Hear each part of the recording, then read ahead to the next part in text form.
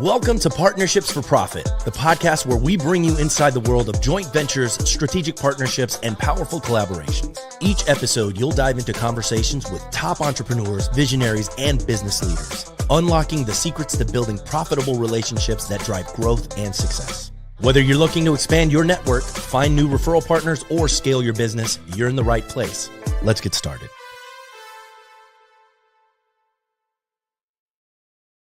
Welcome to Partnerships for Profit, presented by Leduc Entertainment. Today, we are joined by Elliot Alicea, who is a marketing strategist and entrepreneur and the co-owner of Empirical 360. Elliot, welcome to the show. Thanks for having me, Adrian. I really appreciate it. And Elliot, could we start off? Could you tell us a little bit about yourself and a little bit about Empirical 360? Yeah. So I'm one of the co-founders of Empirical 360. We are a legal specific marketing agency, and as of the past year or so, family law specific. So we work with family law firms doing divorce, custody, all that good stuff. And we take care of their entire sales and marketing process. So we advise them on both the sales side, and then we do the marketing for them. So pretty much in a nutshell, what we do. And can you tell us a little bit about the law firms, the business owners that come to Empirical 360 needing your help? What are some of the pain points that you're helping them solve? What are some of the problems that they're facing? Yeah, I would say normally it starts out as they need more leads, right? Or they think they need more quality leads. So that's a big pain point, is trying to get the lead gen dialed into where it's in a good place and they can actually reliably get leads and trust that they have enough at bats to close. Some of the other things that we do is we help them get line of sight on their data. So what's working, what's not working, how can we make what's working work more? That's a big one. And then, really helping them dial in their sales process. So going from a phone call to a closed client is pretty hard for law firms, believe it or not. As of the last couple of years, things have gotten a lot harder for them. And so trying to turn them into a sales organization is one of our missions. So when you are working with a firm or you're working with a business and you go in and you're looking at what's working and what's not working, can you tell us a little bit about what does that sort of discovery phase look like, and how do you analyze what you're seeing when you go in there to do that research? Yeah, great question. So generally how it starts is we make sure that the inputs into their system are quality. So meaning leads, right? Are we getting the right type of leads to the table? Because sometimes law firms don't get the right type of leads, unfortunately. And so then nothing will work. So first we make sure the leads are good, right? From our process of doing Google ads, SEO, all that, good stuff. And then we measure everything in a CRM. So we know that there are certain KPIs in the legal industry that have to be met in order for them to be profitable. Generally, what that looks like is if you get 100 leads, you need to get 70% of those people to book a consultation. You need to get 70% of those people to show up, and you need to close at least 20% of them. So that's how we measure, are they winning? And then we actually can see where the leads are coming from. Are they coming from Google? Are they coming from Facebook? So on and so forth. And then we, after about 2 weeks to about a month, we have a pretty clear picture of the things that we need to improve. And then we just go on in that cycle over and over again. So when you're looking at these firms and you're looking at, these places where they're sourcing leads, are you finding that across different firms, most leads are coming from one source over another, or is it unique to each firm? I would say the vast majority of firms get their leads from Google. Your immigration firms get a lot from social media. The bulk of the business for most firms is still referrals. Like at least when they come to us, they are just getting referrals, and that's why they're stagnating a bit. But I'd say vast majority are still coming from Google. So Google pay-per-click or Google organic, or, one of those. And can we dive in a little bit about what are some of the unique challenges that law firms are facing when it comes to marketing? Because law firms can't just market like other places, can they? Is there some kind of restriction on what they can and can't do? There's a handful of restrictions. They can't say definitive things. They can't guarantee outcomes. They can't make crazy claims, which they're obviously very careful in doing that. For the most part, though, they're able to do Google ads. They're able to do Facebook ads. They're able to do the big major platforms.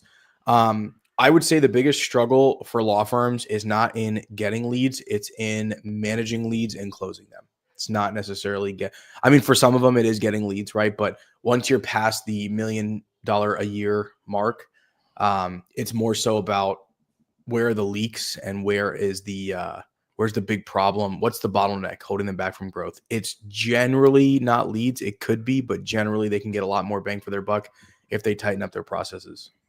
And can you tell me a little bit about how does Empirical 360, what are the strategies you guys use to sort of approach those challenges in law firm businesses? Yeah.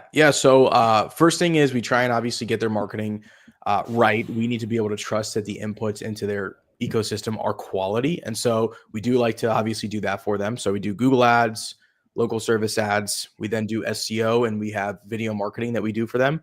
So that's what we do to try and juice their system as much as possible with quality leads. And then on the other side of that, we have tracking that we use. So we use a CRM where all of the leads are tagged. And then we try to coach them on their sales process. So we teach them how to do intake. We teach them how to do a sales meeting. We teach them how to do sales. We teach them how to do follow-up. So really the entire acquisition cycle is what we're trying to solve for a very specific group of lawyers. Right. So that's like, pretty much in a nutshell. And then obviously we have all the tactics go along with that. We know what to say on intake. We know what to say on sales. We just tell them this is what you have to say if you don't have any baseline. Most of them have a baseline to work within, though. So we just try and improve what they have. Now, you have over 40 million in advertising spend under your belt.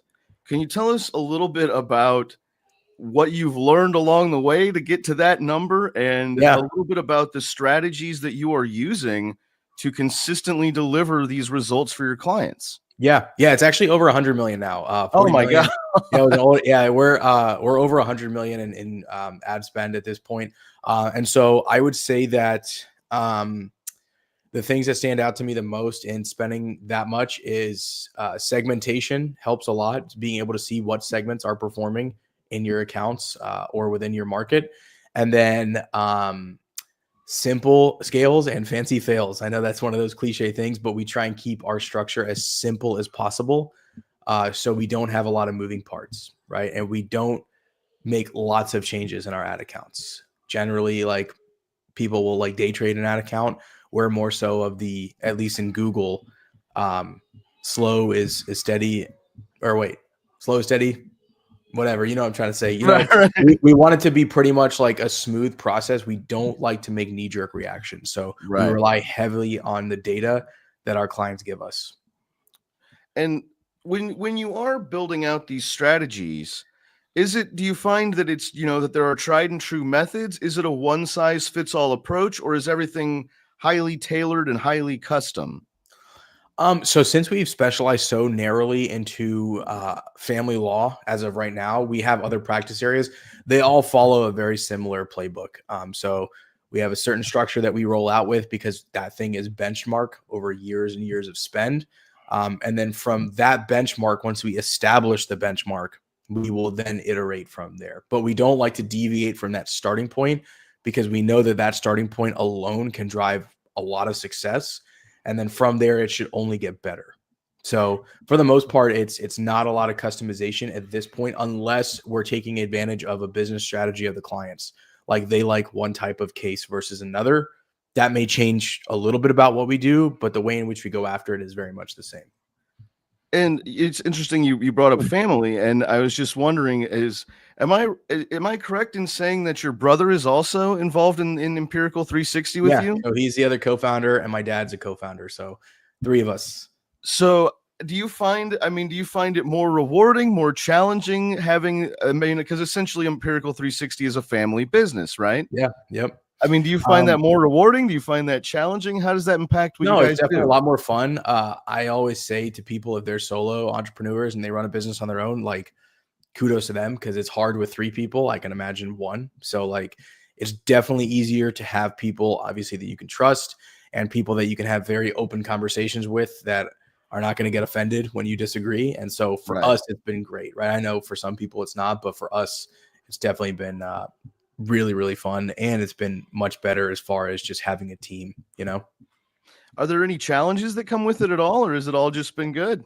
No, it's honestly all just been good. The 3 of us, we get along really well. We joke around, we have fun with it. And when we disagree, we usually joke around about that too. So it works. Right. Yeah. Well, I was going to say, and that all goes back to you guys being entrepreneurs at a very young age, correct? Yeah. We started, the agency itself started about 10 years ago. Before that, though, we've had our own ventures and we've always done things on the side. So we've been entrepreneurial, I guess, for a long time. We didn't know it back then, but I guess that's the word these days. But yeah, we've tried lots and lots of things. And then this is the one that's really, done well for us. And you started, did you start when you were 16? Is that correct? My brother, so Eric started when he was 16. Wow. I was a little bit older. He started a wine business when he was 16. And he had partners, obviously, because he got the wine. But he built the website. He did all that stuff. And then they hired a marketing agency. That marketing agency looped him into a long-term contract and pretty much put them out of business. And he learned the marketing after that, brought the company back a bit. And that's when we decided we would never hold our clients to long-term contracts. If they don't want to work with us, we don't want to take hostages. And that's been core to us for a long time, is deliver results and let the results do the rest. So I mean, so in that way, what you were doing and the lessons you learned from that young age are still carrying with you.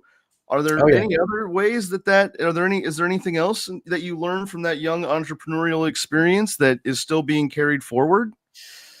Man, I mean, I don't know. It's a bit of a loaded question. Yeah, right? No, a lot of things that we tried so many things that have just failed over and over and over again. And so, I mean, looking back on it, it's like, oh my gosh, it took a lot, but now it's just like kind of ingrained, like you're going to fail. It's not that big of a deal. Just get over it and get moving. So I think that was just always, we didn't realize it then, but it built that muscle of who cares, move on. Like you're going to mess up, you're going to fail. And so that's one of the things that we took away, I guess. So let me ask, is there anything, I guess, that you would say is a major roadblock that you're experiencing when you're going in to help these firms? Is there something that you see that is a hindrance time and time and time again? I would say that it's probably, if I had to narrow down to two things, I would say that it's probably false beliefs of what it takes to be successful today as a lawyer, right? I think a lot of lawyers think that because they're lawyers, they can get by on being a lawyer. And I think that used to be the case 3 years ago. I have just, in my experience, it's become a lot tougher for them as they catch up to the rest of the other verticals of business. And then I would say that, they lack a lot of data in their firms, right? They're a little bit antiquated on the data side of things. And so they generally don't know what is hurting them from growing. They don't know what their bottleneck is.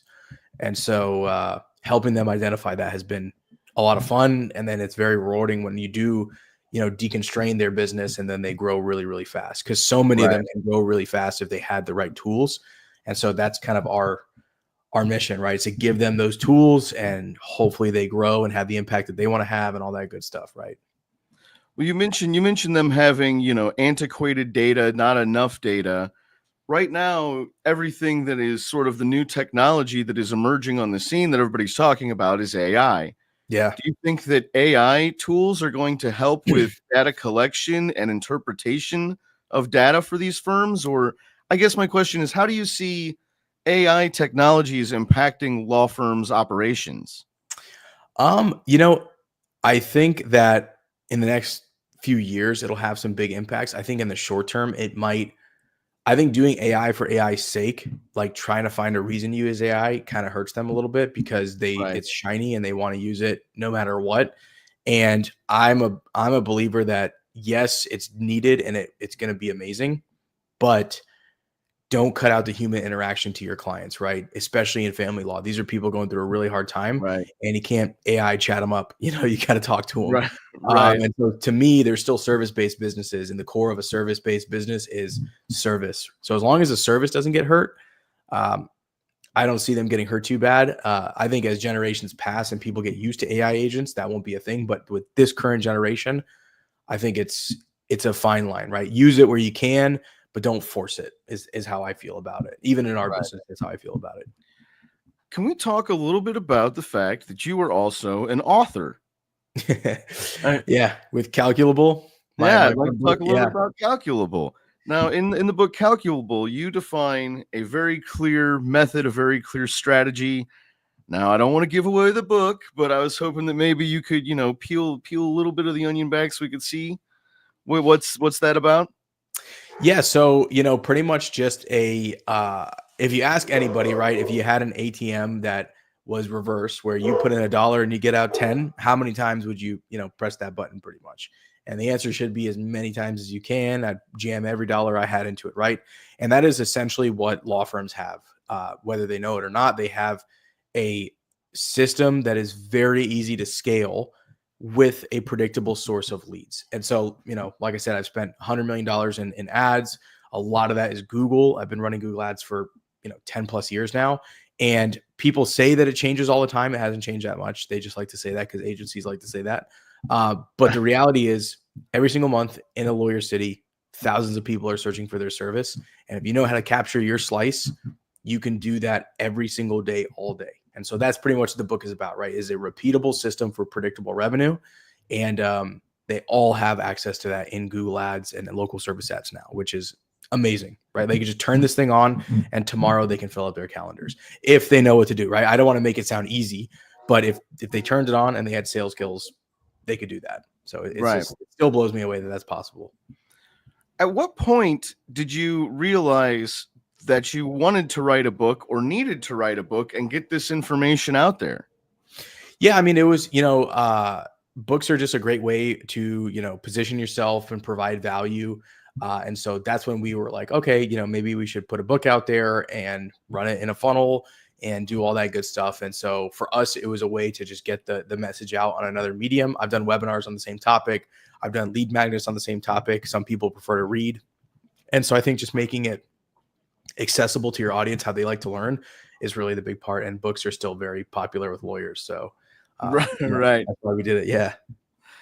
So let me ask, with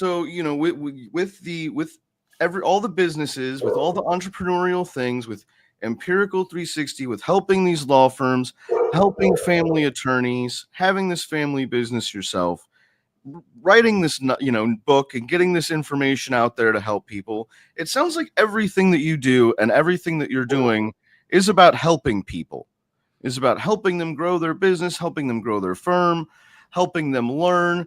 Is that desire to help something that was just innate to you as a person, or is that something that you've cultivated along the way? I think, I don't know. I feel like it's always been a part of kind of us, like our family, right? We just like helping people.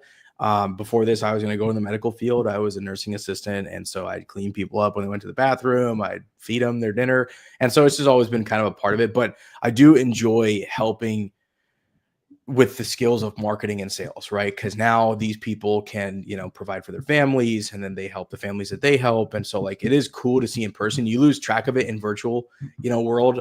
But we were recently at a law firm that was doing their annual event. They invited us, and there's, 80 people in the room, and we started that firm with them.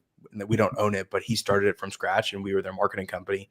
And to watch them grow over the years is just really cool. Like, wow, it's a big impact that they're having and that we've been a part of. So it's cool to see that. And so, yeah, we definitely like helping business a ton. I love seeing an entrepreneur grow, make money, do the things that they want to do. I mean, I've helped a ton of them for free just because it's fun. So yeah, I love it, honestly. Well, that's what I was just going to ask. Is there has to be a lot of emotion sort of for you wrapped up. It has to be very rewarding for you when you see someone having that kind of success, right? Yeah, that's amazing. Love it.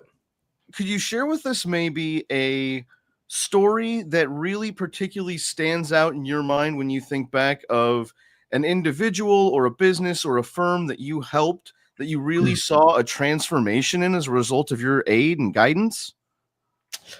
Again, a loaded question. I know. I apologize. I would say, I mean, there's a lot of them that come to mind, honestly.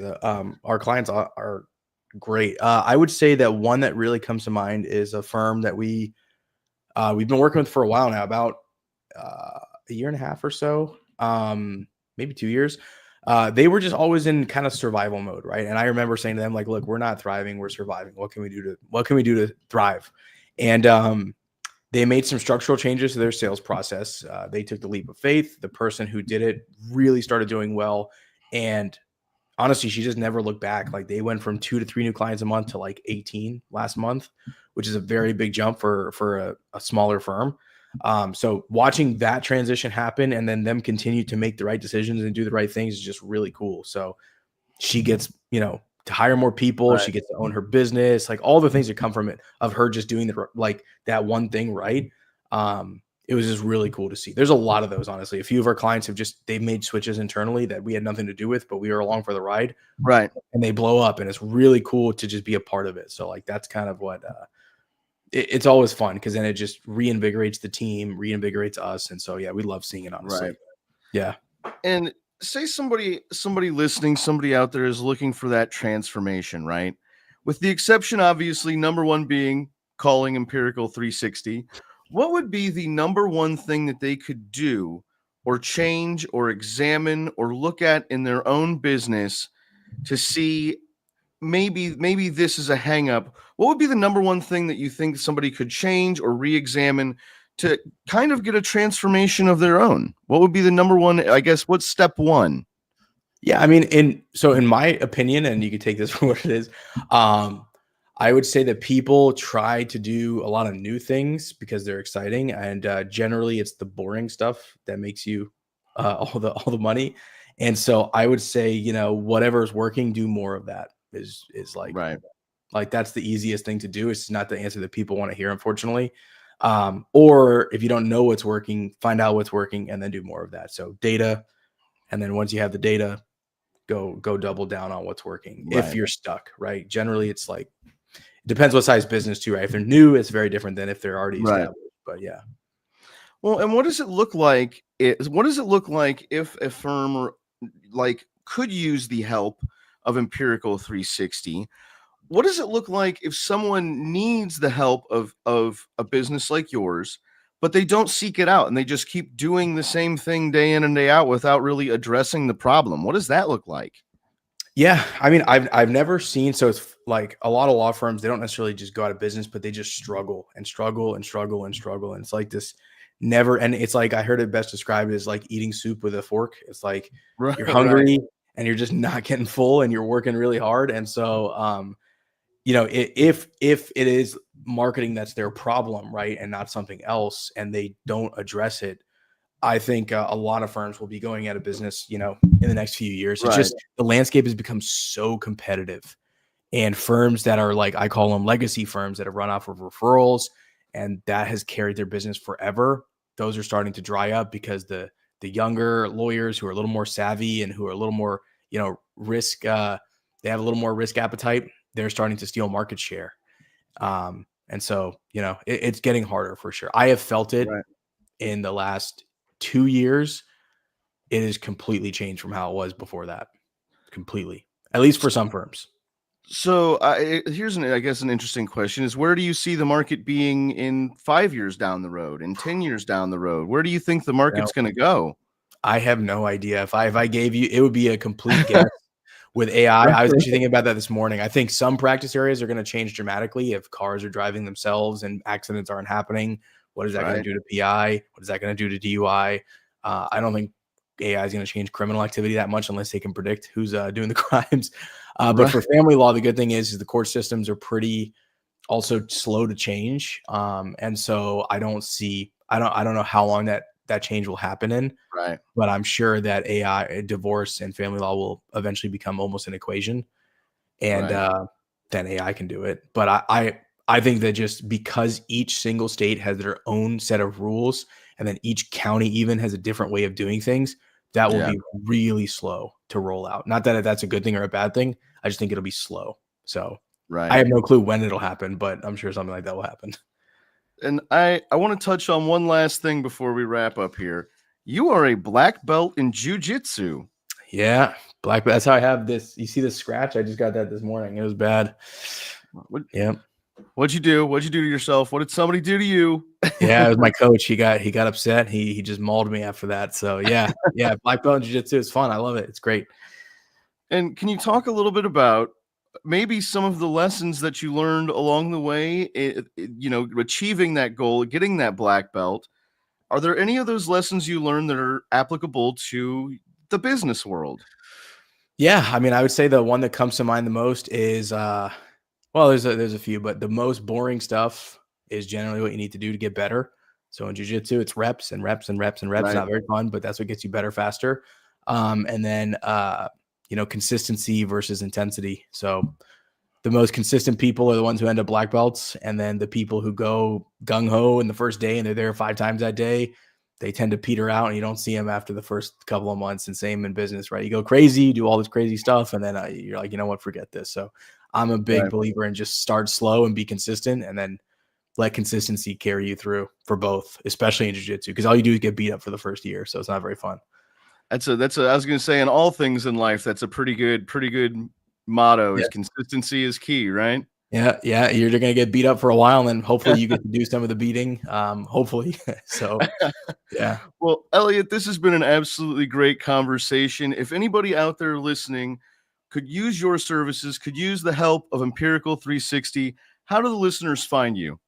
Yeah, so we are probably the most active on like Facebook and Instagram as far as the company is concerned. So Facebook, Instagram is a good spot to interact with us, and then our website, right? If you go to our website, you can find us. But those are the 2 main spots. And what's the website? Empirical360.com. There you go. Elliot, thank you so much for coming on the show. You've been an awesome guest. Thank you so much. Thanks, Adrian. Really appreciate it. And thank you, everyone, for listening. This has been Partnerships for Profit, presented by Leduc Entertainment. Thanks, everyone. Thanks for joining us on this episode of Partnerships for Profit. We hope you've gained valuable insights on how to form profitable partnerships and take your business to the next level. Be sure to subscribe and leave us a review wherever you listen to podcasts so you never miss an episode. Got a partnership story to share or someone you'd like to see featured on the show? Reach out to us. Until next time, keep building those partnerships for profit.